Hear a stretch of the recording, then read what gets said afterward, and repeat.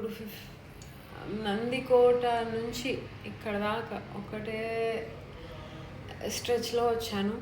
ఇంకా అసలు నా వల్ల కాలేదు. ఐ హ్యావ్ టు స్లీప్ నా.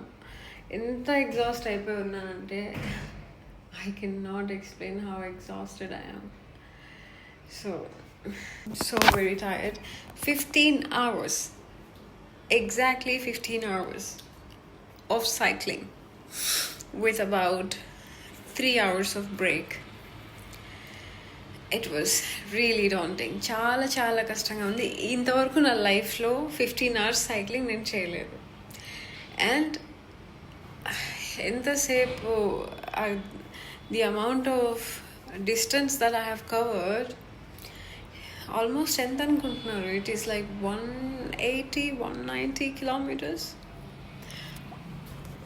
I'm not sure about it, but అంత కవర్ అయింది. ఇప్పుడు నేను ఆత్మకూరులో ఉన్నాను. ఎందుకు కవర్ అయిందంటే నాకు ప్లేస్ దొరకలేదు. ఫస్ట్ నేను డోన్ నుంచి ఒక 30 kilometers అలా వచ్చేసి దుప్పాడు అనే ఒక విలేజ్లో హాల్ట్ అవుదాం అనుకున్నా, కానీ దొరకలేదు అక్కడ.